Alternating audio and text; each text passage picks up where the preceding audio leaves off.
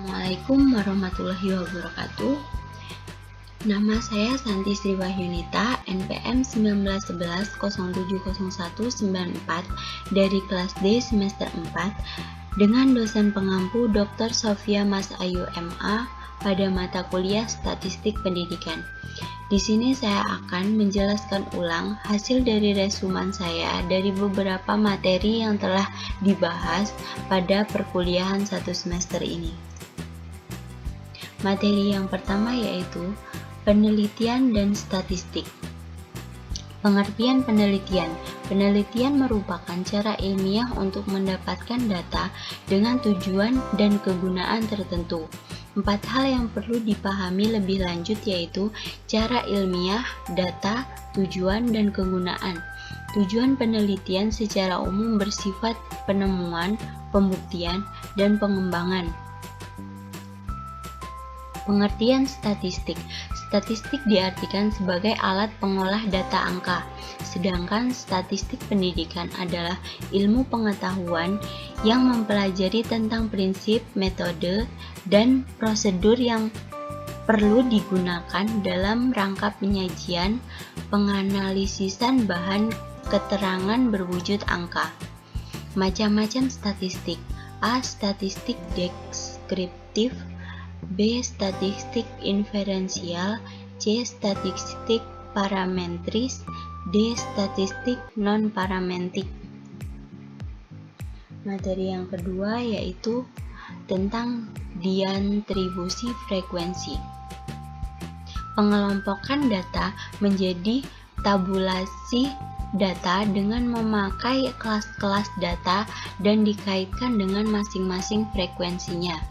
Tujuan dari pembuatan tabel frekuensi adalah untuk mengatur data mentah atau yang belum dikelompokkan ke dalam bentuk yang rapi tanpa mengurangi inti informasi yang ada. Kelebihannya yaitu dapat mengetahui gambaran secara menyeluruh. Kekurangannya yaitu rincian atau informasi awal menjadi hilang. Interval kelas adalah selisih antara tepi atas dan tepi bawah dari suatu kelas, tetapi bukan selisih antara batas atas kelas dan batas bawah kelas. Tepi bawah kelas diperoleh dengan mengurangkan setengah kali satuan terkecil terhadap batas bawah kelas, sementara tepi atas kelas diperoleh dengan menambahkan setengah kali satuan terkecil terhadap batas atas kelas. Langkah-langkah membuat tabel distribusi frekuensi. Yang pertama yaitu menentukan banyaknya kelas yang diperlukan. Yang kedua, menentukan rentan data. Yang ketiga, membagi rentan data dengan banyaknya kelas untuk menentukan panjang kelas. Yang keempat, menentukan ujung bawah kelas. Yang kelima, menentukan batas bawah kelas. Yang keenam, menentukan batas atas kelas. Yang ketujuh, menentukan ujung atas kelas. Yang kedelapan, mendaftarkan semua ujung dengan cara menambahkan panjang kelas pada ujung kelas sebelumnya. Yang kesembilan, menentukan frekuensi bagi masing-masing kelas dengan menggunakan turus atau tali. Yang kesepuluh yaitu menjumlahkan kolom frekuensi dan periksa apakah hasilnya sama dengan banyaknya total pengamatan atau keseluruhan data. Distribusi frekuensi relatif dan kumulatif. Distribusi frekuensi relatif membandingkan frekuensi masing-masing kelas dengan jumlah frekuensi total dikalikan 100%. Distribusi frekuensi kumulatif. Ada dua, yaitu distribusi frekuensi kumulatif kurang dari dan distribusi frekuensi kumulatif lebih dari. Materi yang ketiga yaitu data statistik. Definisi data: himpunan nilai, variat, datum, atau informasi lain yang diperoleh dari observasi, pengukuran, dan penilaian terhadap suatu objek atau lebih. Objek pengamatan variabel, varied nilai. Data kualitatif yaitu diperoleh dari hasil pengamatan. Data kuantitatif yaitu diperoleh dari kegiatan pengukuran atau penilaian. Penyajian data dalam bentuk diagram ada 4, yaitu diagram lambang, diagram batang, diagram garis, dan diagram lingkaran. Materi yang keempat yaitu ukuran pemusatan data. Pengertian ukuran pemusatan data merupakan ukuran-ukuran dari sebuah kelompok data yang dapat mewakili karakteristik dari sebuah populasi. Macam-macam ukuran pemusatan data. Yang pertama, mean, nilai rata-rata. Yang kedua, modus, nilai yang sering muncul. Yang ketiga, median, nilai tengah. Yang keempat, kuartil, desil, dan persentil. Jenis data ukuran pemusatan ada 2, yaitu data tunggal atau data yang tidak berkelompok. Yang kedua yaitu data berkelompok. Jenis-jenis data ada 2, yaitu data kualitatif dan data kuantitatif. Data kualitatif itu seperti jenis kelamin, warna bunga, habitat, dan lain-lain. Sedangkan data kualitatif ada 2, yaitu data discrete dan data kontinu. Data discrete sendiri seperti jumlah kloroplas, jumlah trombosit, jumlah sel, jumlah anak, dan lain-lain. Sedangkan data kontinu yaitu seperti berat badan, jarak kota, luas tanah, dan lain-lain. Sumber data statistika. Data dibagi menjadi 2, yaitu data primer dan data sekunder. Data primer itu seperti wawancara langsung, wawancara tidak langsung, pengisian kuesioner, tes, dokumentasi. Dan sedangkan data sekunder seperti BPS, Bank Indonesia, World Bank, IMF, VIO, dan lain-lain. Materi yang kelima yaitu ukuran penyebaran data. Suatu ukuran yang menyatakan seberapa besar nilai-nilai data berbeda atau bervariasi dengan ukuran pusatnya, atau seberapa besar penyimpanan nilai-nilai data dengan nilai-nilai pusatnya. Macam-macam ukuran ada 7, yaitu 1. Jangkauan, 2. Simpang rata-rata, 3. Simpang baku, 4. Kuartil, 5. Persentil, 6. Koefisien variasi, 7. Angka baku. Materi yang keenam yaitu populasi dan sampel. Definisi populasi. Populasi yaitu keseluruhan individu atau objek yang diteliti dan memiliki beberapa karakteristik yang sama. Populasi memiliki varian atau sebaran yang luas. Populasi, wilayah generasi yang terdiri atas objek atau subjek yang mempunyai kualitas dan karakteristik tertentu yang ditetapkan oleh peneliti untuk dipelajari dan kemudian ditarik kesimpulannya. Definisi sampel. Sampel bagian dari jumlah dan karakteristik yang dimiliki oleh populasi tersebut. Bila populasi besar dan penelitian tidak mungkin mempelajari semua yang ada pada populasi, misalnya karena keterlambatan dana dan tenaga dan waktu, maka penelitian dapat menggunakan sampel yang diambil dari populasi itu. Sampel yang diambil dari populasi harus betul-betul representatif atau mewakili. Penentuan sampel penelitian. 1. Syarat utama. Yang kedua, representatif sampel. Yang ketiga, kerepresentatifan sampel yang dipengaruhi homogenitas populasi, jumlah sampel yang dipilih, banyaknya karakteristik subjek, adekuansitas teknik pengambilan sampel. Homogen populasi. Aspek tepat atau geografis, aspek subjek, aspek sosial.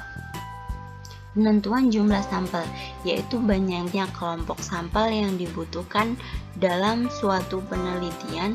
Jumlah sampel ini ditentukan oleh desainnya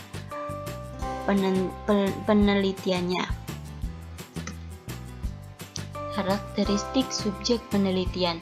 Penelitian menentukan berapa besar anggota sampel yang akan diambil dari populasi. Besar anggota sampel penelitian tidak ditentukan besarnya populasi, tetapi oleh beberapa banyak karakteristik subjek yang akan diteliti. Semakin besar power of effect yang akan dihasilkan, diperlukan sampel yang relatif sedikit. Semakin lemah, dibutuhkan sampel yang relatif banyak.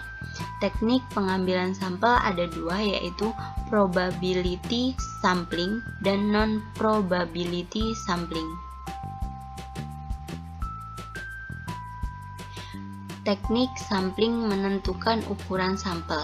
Terdapat 3 metode praktis, yaitu tabel Krejci, nomogram Harry-King, rumus Slavon.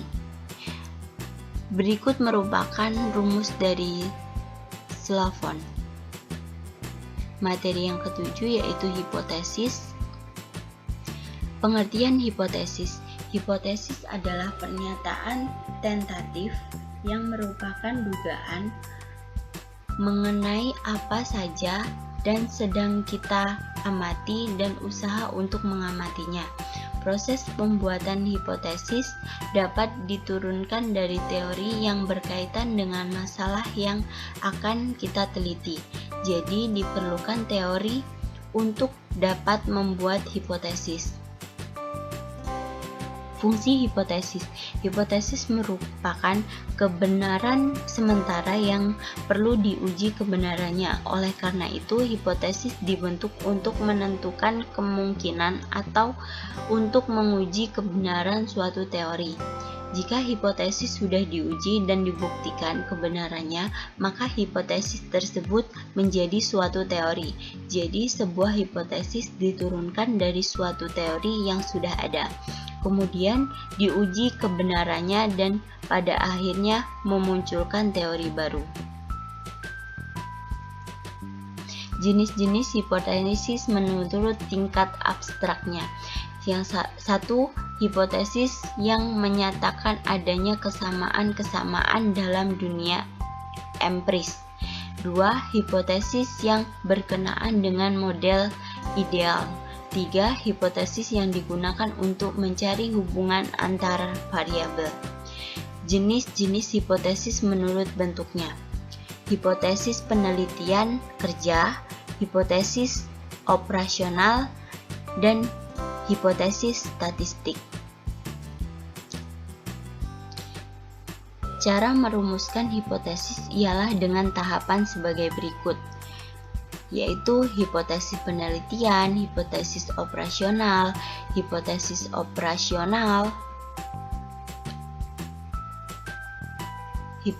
statistik. Materi yang ke-9 yaitu korelasi. Korelasi adalah suatu alat analisis yang dipergunakan untuk mencari hubungan antara variabel independen bebas dengan variabel dependen tak bebas. Apabila beberapa variabel dependen atau bebas dihubungkan dengan satu variabel dependen tak bebas, disebut korelasi berganda. Dan apabila satu variabel dependen bebas dihubungkan dengan variabel dependen tak bebas, disebut korelasi parsial. Hubungan antara dua variabel dapat karena hanya kebetulan saja, dapat pula memang merupakan hubungan yang sebab akibat. Dua variabel berkorelasi apabila berhubungan dengan yang lain secara teratur, dengan arah yang sama atau arah yang berlawanan.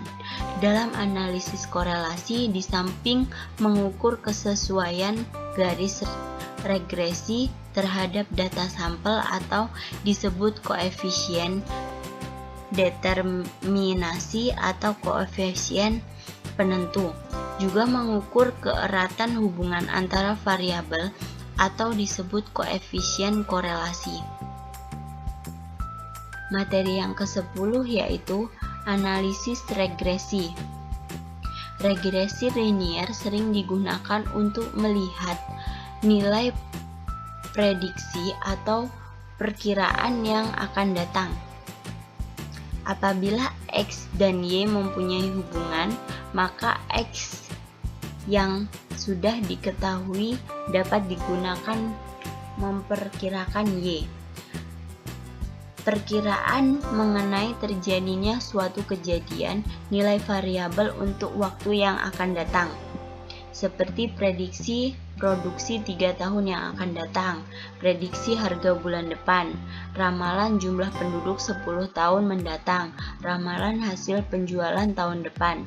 Analisis regresi digunakan untuk mengetahui berbagai variabel dependen atau kriterium dapat diprediksikan melalui variabel independen atau prediktor secara individu atau parsial maupun secara bersama-sama atau simultan.